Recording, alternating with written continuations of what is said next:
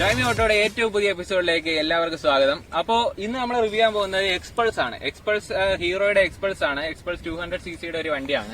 ഞങ്ങളിപ്പോൾ റിവ്യൂ ചെയ്യാൻ പോകുന്നത് BS4 എഞ്ചിനാണ്. കാരണം എന്താണെന്ന് വെച്ചാൽ നമ്മളൊരു ഓണർഷിപ്പ് റിവ്യൂവിന് വേണ്ടിയാണ് ഇത്രയും കാലം നമ്മൾ വെയിറ്റ് ചെയ്തിരുന്നത്. അപ്പോൾ ഒരു ഓണർഷിപ്പ് റിവ്യൂ എടുക്കാനായിട്ടാണ് ഞങ്ങൾ ഈ വണ്ടി എടുത്തിട്ട് വന്നത്. അപ്പോൾ ഈ വണ്ടി 9000 കിലോമീറ്റർ ഓടിയ വണ്ടിയാണ്. ബാക്കി എല്ലാ ഡീറ്റെയിൽസും നിങ്ങൾക്ക് റിവ്യൂവും കാര്യങ്ങളും എല്ലാം ഒരുപാട് നിങ്ങൾ കണ്ടിട്ടുണ്ടാവും. ഇതൊക്കെ 10 മാസം മുന്നേ തന്നെ എല്ലാ റിവ്യൂസും വന്നിട്ടുള്ളതാണ്. അപ്പൊ ഞങ്ങൾ ഇതിൽ നോക്കാൻ പോകുന്നതെന്ന് പറഞ്ഞാൽ ഒരു ഓണർ ഓടിച്ചിട്ട് അദ്ദേഹത്തിന് ഉണ്ടായിട്ടുള്ള അനുഭവങ്ങളും കാര്യങ്ങളും ഒക്കെയാണ് ഞങ്ങൾ പങ്കുവെക്കാനായിട്ട് പോകുന്നത്. അപ്പോൾ നമ്മുടെ ഗൗതം ആണ് ഈ വണ്ടിയുടെ ഓണർ. പുള്ളിക്കാരൻ നമ്മുടെ കൂടെ ഉണ്ട്. ഈ വണ്ടി ഓഫ് റോഡിങ്ങിനുള്ള ഒരു വണ്ടിയാണെന്നാണ് നമുക്ക് അറിയാൻ കഴിയുന്നത്. അപ്പോൾ ഈ വണ്ടി ശരിക്കും ഓഫ് റോഡിങ്ങിനുള്ള ഒരു വണ്ടി തന്നെയാണോ? അതിനെപ്പറ്റിയാണ് നമ്മൾ ഇനി നോക്കാൻ പോകുന്നത്. ഈ വണ്ടിയിൽ വന്നിട്ടുള്ള 200cc ഒരു എഞ്ചിനാണ്. അത്യാവശ്യം പവർഫുൾ ആയിട്ടുള്ള ഒരു എഞ്ചിനാണ്. പിന്നെ സിംഗിൾ ചാനൽ ABS വരുന്നുണ്ട്. പിന്നെ വണ്ടിക്ക് നമുക്ക് ഇതിന്റെ ചേസിസും എല്ലാം ഒരു ഓഫ് റോഡിങ്ങിന് പക്കായിട്ട് ഓഫ് റോഡിങ് ഫ്രണ്ട്ലി ആയിട്ടുള്ള ഒരു ചേസിസ് ഒക്കെയാണ് ഈ വണ്ടിയിൽ വന്നിട്ടുള്ളത്. നമ്മുടെ ടയറിനായിരുന്നാലും ശരി അത്യാവശ്യം ഹൈറ്റ് ഉണ്ട്. അപ്പോൾ നമ്മൾ നേരത്തെ തന്നെ നമ്മൾ അഡ്വഞ്ചർ 390യുടെ ഒരു റിവ്യൂ എടുത്തിട്ടുണ്ടായിരുന്നു. അപ്പൊ അതിന്റെ ഈ ടയറും മഡ്ഗാർഡും തമ്മിലുള്ള ഹൈറ്റ് ഒക്കെ നമ്മൾ നോക്കിയിരുന്നു. അതിനോളം വരില്ല എങ്കിലും അത്യാവശ്യം ഓഫ് റോഡ് ചെയ്യാൻ പറ്റിയ ഒരു ഹൈറ്റ് ആണ് ഈ ടയറും മഡ്ഗാർഡും തമ്മിലുള്ള ആ ഒരു ഹൈറ്റ് ഒക്കെ വരുന്നത്. ഇനി നമുക്ക് ഈ വണ്ടിയുടെ തുടക്കം മുതൽ ഒന്ന് നോക്കാം. അതായത് ഫുൾ എങ്ങനെയാണ് ഈ വണ്ടിയുടെ ഫീച്ചേഴ്സും കാര്യങ്ങളും എന്നൊക്കെ നോക്കാം. നമുക്ക് ഇൻസ്ട്രുമെന്റ് പാനലിൽ നിന്ന് തുടങ്ങാം അല്ലേ? ഇൻസ്ട്രുമെന്റ് പാനൽ കണ്ടോ? നല്ലൊരു ഇൻസ്ട്രുമെന്റ് ക്ലസ്റ്റർ ആണ് വരുന്നത്. ഇതിനകത്ത് നമുക്ക് ബ്ലൂടൂത്ത് കണക്ടിവിറ്റി വരെയുള്ള ഒരു ഇൻസ്ട്രുമെന്റ് ക്ലസ്റ്റർ ആണ് വരുന്നത്. അതായത് ഇതിൽ നാവിഗേഷൻ ഒക്കെ അവൈലബിൾ ആണ്. പിന്നെ ഇതിലെല്ലാം നമുക്ക് എഞ്ചിൻ കിൽ സ്വിച്ച് ഓൺ ആയതുകൊണ്ട് തന്നെ അത് കാണിക്കുന്നുണ്ട്. പിന്നെ ഇവിടെ നല്ല ഡിസൈനിലുള്ള ഒരു ടാക്കോമീറ്ററും ഒരു സ്പീഡോമീറ്ററിന്റെ ഡിസൈനും ഒക്കെ നല്ല രീതിയിലാണ് ചെയ്തിട്ടുള്ളത്. പിന്നെ അതുപോലെ തന്നെ കിലോമീറ്റർ റീഡിംഗ് ഇവിടെ കാണിക്കുന്നുണ്ട്. അപ്പൊ ഇതെല്ലാം വളരെ മനോഹരമായിട്ട് ഒരു അടുക്കും ചിട്ടയോടും കൂടി ഈ ക്ലസ്റ്ററിലേക്ക് വെച്ചിട്ടുണ്ട്. പിന്നെ ഇതിന്റെ ഹാൻഡിൽ ബാർ നോക്കിക്കഴിഞ്ഞാൽ അത്യാവശ്യം വൈഡ് ആയിട്ടുള്ള ഒരു ഹാൻഡിൽ ബാർ ആണ്. അതുപോലെ ഇവിടെ നമുക്ക് ഹാൻഡിൽ ബാറിൽ ഒരു ഗാർഡും വരുന്നുണ്ട്. അപ്പൊ നമുക്ക് ചെറിയ വീഴ്ചകളിൽ നിന്നുമൊക്കെ ഇത് നമ്മുടെ വണ്ടിക്കും അതിന്റെ ഹാൻഡിൽ ബാറിനും ക്ലച്ചിനും ഒന്നും കംപ്ലൈന്റ് വരാതിരിക്കാനായിട്ട് അത് സഹായിക്കും. പിന്നെ ഇതിന്റെ കംഫർട്ടിന്റെ കാര്യം പറയുമ്പോൾ ഈ സീറ്റ് എന്ന് പറയുമ്പോഴത്തേക്ക് സീറ്റ് അത്രത്തോളം ഭയങ്കര കുഷനിങ് ഉള്ള ഒരു സീറ്റ് അല്ല കേട്ടോ. കാരണം ഇത് ഓഫ് റോഡിങ്ങിന് വേണ്ടിയിട്ടുള്ള ഒരു വണ്ടിയാണ്. അപ്പൊ അതിനനുസരിച്ചുള്ള ഒരു തിന്നായിട്ടുള്ള ഒരു സീറ്റാണ് ഇതിൽ കൊടുത്തിട്ടുള്ളത്. അപ്പൊ നമുക്ക് ഈ ഒരു സീറ്റ് ഇരിക്കുമ്പോഴത്തേക്കും നമുക്ക് ഈ ടാങ്കിന് അടുത്തോട്ട് നമ്മുടെ കാല് വെച്ചിട്ട് സുഖമായിട്ട് ഇരുന്ന് വണ്ടി റൈഡ് ചെയ്യാൻ സാധിക്കും.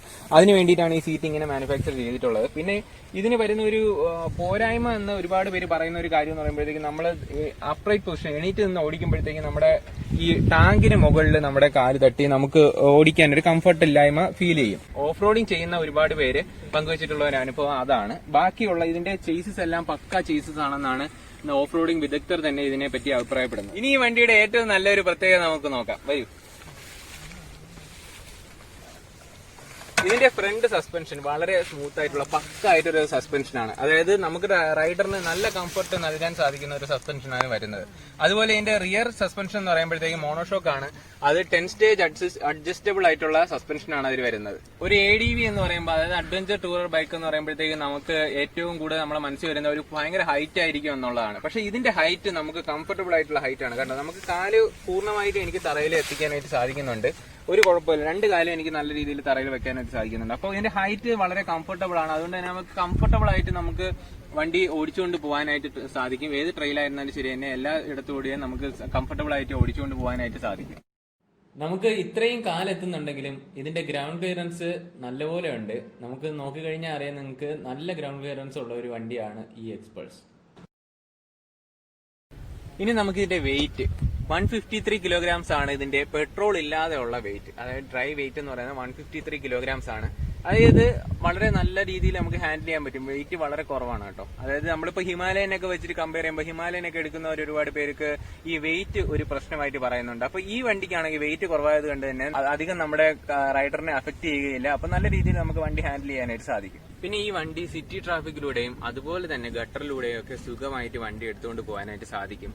പിന്നെ വേറെ കാര്യം, ഈ വണ്ടി നമ്മളൊരു 90 കിലോമീറ്റർ സ്പീഡ് 90 to 100 കിലോമീറ്റർ സ്പീഡിലായിരിക്കും ഇത് സ്മൂത്ത് ആയിട്ട് ഓടുക. അത് കഴിഞ്ഞ് കഴിഞ്ഞാൽ വണ്ടിക്ക് ഒരു വൈബ്രേഷനും കാര്യങ്ങളൊക്കെ വരും. അപ്പോൾ ഇത് 200cc ആയതുകൊണ്ട് തന്നെ അങ്ങനെ ഓടിക്കാനുള്ള ഒരു വണ്ടിയാണെന്ന് ആരും ഒരിക്കലും തെറ്റിദ്ധരിക്കരുത്. അപ്പോൾ വണ്ടി നമുക്ക് ഓഫ് റോഡിങ്ങിനുള്ള വണ്ടിയാണ്. അതുപോലെ തന്നെ നമുക്ക് സിറ്റിയിലൂടെയും റൈഡ് ചെയ്യാനുള്ള വണ്ടിയാണ്. ഈ ഗാർഡിനോടൊപ്പം തന്നെ നമുക്ക് ഇവിടെ ഒരു കുഞ്ഞൻ വിൻവൈസർ വരുന്നുണ്ട്. ഈ വിൻവൈസറിന് 70 കിലോമീറ്റർ സ്പീഡിലും വിൻഡിനെ നമുക്ക് കൺട്രോൾ ചെയ്യാനായിട്ട് സാധിക്കും. പിന്നെ ഈ വണ്ടിയുടെ ഓൺ റോഡ് പ്രൈസ് എത്രയാണെന്ന് നിങ്ങൾക്ക് അറിയാൻ ആഗ്രഹം ഉണ്ടാകും. പക്ഷെ ഇതൊരു BS4 എഞ്ചിനായ വണ്ടി ആയതുകൊണ്ട് തന്നെ ഇതിന്റെ പ്രൈസ് ഞാൻ പറഞ്ഞിട്ടൊരു കാര്യമില്ല. അപ്പൊ BS6 എഞ്ചിന്റെ പ്രൈസ് ഞാൻ താഴെ കൊടുത്തിട്ടുണ്ട്. പിന്നെ ഇതിന്റെ ലൈറ്റ് നോക്കുകയാണെങ്കിൽ ഹെഡ്ലൈറ്റ് അത്യാവശ്യം നല്ലൊരു ഡിസൈനൊക്കെയാണ്. പക്ഷെ അത്രത്തോളം വെട്ടം തരുവാനായിട്ട് ഈ ഹെഡ്ലൈറ്റിന് സാധിക്കുന്നില്ല എന്ന് തന്നെ പറയാം. പക്ഷെ എന്ന് വെച്ചിട്ട് ഒരുപാട് കുറവാണെന്നല്ല, പക്ഷെ എന്നാലും നമ്മൾ ഉദ്ദേശിക്കുന്ന ആ ഒരു ലൈറ്റ് അത്രയും പവർ ഇതിന് വരുന്നില്ല. ഇനി ഒരുപാട് പേർക്കുള്ള ഒരു ഡൗട്ടാണ് ഇതിന്റെ മൈലേജ്. ഈ വണ്ടിക്ക് 40 to 45 km/ലിറ്റർ ആണ് നമ്മുടെ യൂസർ പറഞ്ഞിട്ടുള്ള ഒരു മൈലേജ്. അതായത് അദ്ദേഹത്തിന് ഓടിച്ചപ്പോൾ കിട്ടിയ മൈലേജ് ആണ് ഞങ്ങൾ ഈ പങ്കുവയ്ക്കുന്നത്. ഈ വണ്ടി എന്തുകൊണ്ടാണ് ഞാനൊരു ഓഫ് റോഡ് വണ്ടിയായി നിങ്ങൾക്ക് സജസ്റ്റ് ചെയ്യുന്നതെന്നല്ലേ, ഇതിന്റെ സ്പോക്ക് വീലാണ് ഫ്രണ്ടിൽ വന്നിട്ടുള്ളത്. ഫ്രണ്ടിലും റിയറിലെ സ്പോക്ക് വീലാണ് വന്നിട്ടുള്ളത്. അത് ഓഫ് റോഡിങ് പോകുന്ന ഒരു വണ്ടിക്ക് എപ്പോഴും സ്പോക്ക് വീലാണ് നല്ലത്. കാരണം അലോയ് വീലുള്ള വണ്ടികൾക്ക് എപ്പോഴും അത് അലോയ് ക്രാഷ് ആവാനുള്ള, ക്രാക്ക് വരാനുള്ള സാധ്യതയുണ്ട്. അപ്പൊ അതുകൊണ്ടാണ് സ്പോക്ക് വീൽ എപ്പോഴും സജസ്റ്റ് ചെയ്യുന്നത്. പിന്നെ ടയർ കമ്പനി തന്നെ തരുന്ന ടയറാണ്. ഇത് നല്ല ഒരു ഗ്രിപ്പുള്ള ടയറാണ്. ഫിയറ്റിന്റെ ടയറാണ് ഈ തന്നിട്ടുള്ളത്. ഗ്രിപ്പ് എക്സൽ എന്ന് പറയുന്ന ടയറാണ് ഇപ്പോൾ ഈ വണ്ടിയിൽ കമ്പനി തന്നെ ഇട്ടിട്ടുള്ളത്. പിന്നെ വരുന്ന കാര്യം എന്ന് പറയുമ്പോഴത്തേക്കും നമുക്ക് ഓഫ് റോഡ് പോകുമ്പോഴത്തേക്കും എണീറ്റ് നിന്ന് ഓടിക്കേണ്ട ആവശ്യം വരും. ചില കല്ലുകളിലും അങ്ങനെയുള്ള ഭാഗങ്ങളിലൊക്കെ കയറുമ്പോഴത്തേക്കും എണീറ്റ് നിന്ന് ഓടിക്കേണ്ടി വരും. ഈ ഫുഡ് പഗ് അത്യാവശ്യം നല്ല ബലമുള്ള ഒരു ഫുഡ് പഗ് ആണ്. നല്ല സ്ട്രോങ് ആണ് ഇത്. അങ്ങനെ ഒരു സ്ട്രോങ് ആയിട്ടുള്ള ഒരു ഫുഡ് പഗ് ആണ് ഈ വണ്ടിക്ക് നൽകിയിട്ടുള്ളത്. ഇത് സ്ട്രോങ് മാത്രമല്ല ഈ ഫുഡ് പഗ്, ഇത് അപ്രൈറ്റ് പൊസിഷനിൽ നിൽക്കാനായിട്ട് കുറച്ചുകൂടെ ഫ്രണ്ടിലോട്ടാണ് ഈ ഫുഡ് പഗ് അവര് കമ്പനി വെച്ചിട്ടുള്ളത്. പിന്നെ ഈ വണ്ടിയുടെ സീറ്റിംഗ് പോസ്റ്റർ എന്ന് പറയുന്നത് കറക്റ്റ് അപ്രൈറ്റ് ആയിട്ടുള്ള ഒരു പോസ്റ്ററാണ്. ഞാൻ കാണിച്ചു തരാം. നമ്മൾ ഇരുന്ന് കഴിഞ്ഞാൽ കറക്റ്റ് സ്ട്രെയിറ്റ് ആണ്. കണ്ടോ, നമ്മളിങ്ങനെ കുനിഞ്ഞിട്ടോ അല്ലെങ്കിൽ ഇങ്ങനെയൊന്നും അല്ല ഇരിക്കുന്നത്. കറക്റ്റ് സ്ട്രെയിറ്റ് ആയിട്ടുള്ള ഒരു അപ്രൈറ്റ് പോസ്റ്ററാണ് വരുന്നത്. അപ്പൊ അതുകൊണ്ട് തന്നെ നമുക്ക് നല്ലൊരു കംഫർട്ട് നൽകാനായിട്ട് ഈ വണ്ടിയുടെ സീറ്റിംഗ് പൊസിഷന് സാധിക്കുന്നുണ്ട്.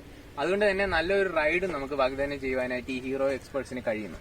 ഇനി നമുക്ക് ഇതിന്റെ സസ്പെൻഷനെ പറ്റി സംസാരിക്കാം. സസ്പെൻഷൻ എന്ന് പറയുമ്പോൾ ഫ്രണ്ടിൽ വരുന്നത് ഒരു ടെലിസ്കോപ്പിക് സസ്പെൻഷനാണ് ഫ്രണ്ടിൽ വരുന്നത്. അതുപോലെ റിയറിൽ വരുമ്പോഴത്തേക്കും ഇതിൽ വന്നിട്ടുള്ളത് ഒരു 10 സ്റ്റെപ്പ് അഡ്ജസ്റ്റബിൾ ആയിട്ടുള്ള ഒരു മോണോഷോക്ക് സസ്പെൻഷൻ ആണ് വന്നിട്ടുള്ളത്. അതുകൊണ്ട് തന്നെ ഒരു നല്ല കംഫർട്ടബിൾ ആയിട്ടുള്ള ഒരു റൈഡ് ഈ വണ്ടിക്ക് നൽകാനായിട്ട് സാധിക്കും. നമുക്ക് ഈ വണ്ടി ഓടിക്കുമ്പോൾ ഏറ്റവും കൂടുതൽ നമുക്ക് ഇഷ്ടപ്പെടുന്നതിന്റെ ഫ്രണ്ട് സസ്പെൻഷൻ തന്നെയായിരിക്കും. കാരണം എന്താണെന്നല്ലേ, നമുക്ക് ഈ വണ്ടി ഓടിക്കുമ്പോൾ ഏറ്റവും കൂടുതൽ ഇഷ്ടപ്പെടുക ഇതിന്റെ ഫ്രണ്ട് സസ്പെൻഷൻ ആയിരിക്കും. കാരണം നല്ല രീതിയിലുള്ള ഒരു ഗട്ടറിലെ ആഘാതം പോലും ഇതിന് നല്ല രീതിയിൽ തടക്കുവാനായിട്ട് സാധിക്കുന്നുണ്ട്. അതുപോലെ തന്നെ ചെറിയ ഹമ്പുകളിലും ഒക്കെ സുഖമായിട്ട് കയറി പോകാനായിട്ട് സാധിക്കും. നമുക്ക് വണ്ടിയിൽ ഓടിക്കുന്ന ആൾക്ക് ഒരു കുലുക്കമോ അല്ലെങ്കിൽ ഷേക്കോ ഒന്നും അധികമായിട്ട് വരുത്താനായിട്ട് ഈ സസ്പെൻഷൻ ഇടവരുത്തുന്നില്ല. പിന്നെ ഇപ്പോഴത്തെ പുതിയ വണ്ടികളെ പോലെ ഈ വണ്ടിക്ക് ഓടിക്കുമ്പോഴത്തേക്കും ഒരുപാട് ഓടി കഴിയുമ്പോഴത്തേക്കും ഹീറ്റിംഗ് ഇഷ്യൂ, അങ്ങനെ ഒരു ഇഷ്യൂ ഈ വണ്ടിക്ക് വരുന്നില്ല. അതും ഹീറോയുടെ ഈ 200cc എഞ്ചിന്റെ ഒരു പ്രത്യേകതയാണ്. അപ്പൊ ഇനി ഞാൻ കുറെ തള്ളിക്കഴിഞ്ഞു. ഇനി നമുക്ക് ഓണറിനെ വിളിക്കാം. ഓണർ ഗൗതം നമ്മുടെ അടുത്തുണ്ട്. Gautam, welcome to drive me auto. Thank you. അപ്പോ നമുക്ക് ഗൗതമിനോട് വണ്ടിയുടെ ബാക്കി അദ്ദേഹത്തിന് ഓടിച്ചപ്പോഴത്തേക്കുണ്ടായ അനുഭവങ്ങളും കാര്യങ്ങളൊക്കെ ചോദിക്കാം. ഈ വണ്ടി ആദ്യം തന്നെ ചോദിക്കട്ടെ, ഇതിന്റെ ഓൺ റോഡ് പ്രൈസ് എത്രയായിരുന്നു? ഓൺ റോഡ് ഞാൻ എടുത്തപ്പോ 130,000. 130. ഓക്കെ. വണ്ടി മൈലേജ് ഒരു 40-45 ഇടയിൽ കിട്ടുന്നുണ്ട്. ഓക്കെ. പിന്നെ എങ്ങനെയാണ് വണ്ടിയുടെ ഒരു പോസിറ്റീവ്സും നെഗറ്റീവ്സും ഒക്കെ ഒന്ന് ഷെയർ ചെയ്യാമോ? എന്തെങ്കിലും നെഗറ്റീവായി തോന്നിയ എന്തെങ്കിലും ഒക്കെ കാര്യങ്ങളുണ്ടോ വണ്ടി? നെഗറ്റീവായി തോന്നിയെന്ന് വെച്ച് കഴിഞ്ഞാൽ ഇതിപ്പോ BS4 ആണ്.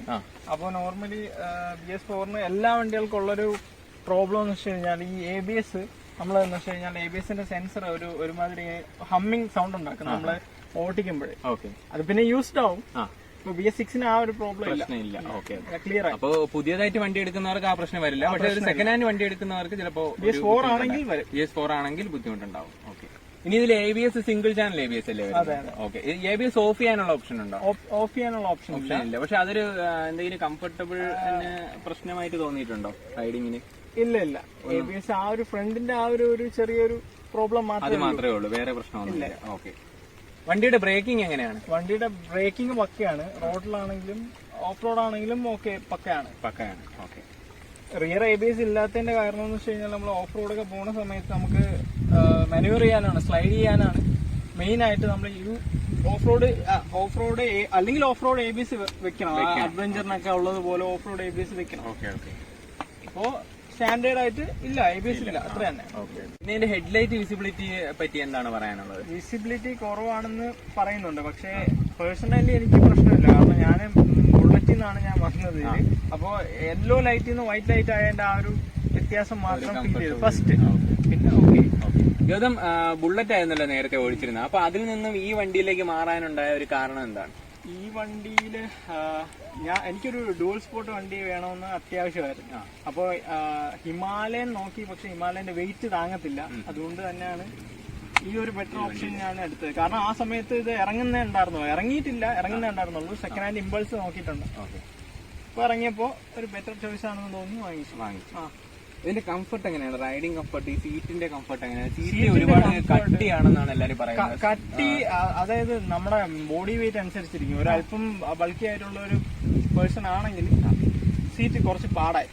ഇപ്പൊ എന്നെ പോലത്തെ നമ്മളെ പോലത്തെ പയ്യന്മാരൊക്കെ ആണെങ്കിൽ സ്ലിം ആയിട്ടുള്ള ആണെങ്കിൽ പ്രത്യേകിച്ചും ബാക്കിൽ പില്ലിയൻ ഇരിക്കുന്ന സമയത്ത്, കാരണം പില്ലിയനുള്ള സീറ്റിന്റെ വളരെ കുറവാണ്.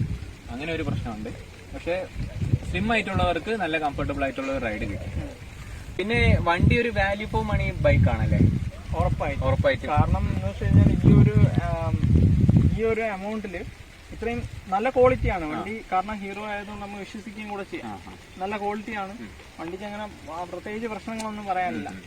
ഉള്ള ചെറിയ മൈനർ ആയിട്ടുള്ള നമുക്ക് പിക്ക് ചെയ്തെടുക്കാം, അല്ലാതെ വേറെ വലിയ പ്രശ്നമായിട്ട് ഒന്നും പറയാനില്ല. പക്ക വാല്യൂ ഫോർ മണിയാണ്. പിന്നെ ഉള്ളൊരു പ്രോബ്ലം എന്ന് വെച്ച് കഴിഞ്ഞാല് പെർഫോമൻസ് ഓറിയന്റഡ് ആയിട്ട് എടുക്കുന്നവർക്ക് ഇതൊരു ചോയ്സ് അല്ല. കാരണം നമുക്ക് കുറച്ച് സ്പീഡ് സാക്രിഫൈസ് ചെയ്യാനുള്ളൊരു വ്യക്തിയാണെങ്കിൽ ഒരു കുഴപ്പമില്ല, ധൈര്യമായിട്ട് എടുക്കും. ബുള്ളറ്റിൽ നിന്നൊക്കെ വരുന്ന ആൾക്കാകുമ്പോഴത്തേക്ക് ഒരിക്കലും അതൊരു പ്രശ്നമില്ല. കാരണം ഒരു 80 to 90 സ്പീഡിനുള്ളിലാണെങ്കിൽ ആ ഒരു രീതിയിലാണ് കമ്മ്യൂട്ട് ചെയ്യുന്നത് അല്ലെങ്കിൽ ക്രൂസ് ചെയ്യുന്നതെങ്കിൽ ഒരു കുഴപ്പമില്ല, പക്കായിട്ട് എടുക്കാം.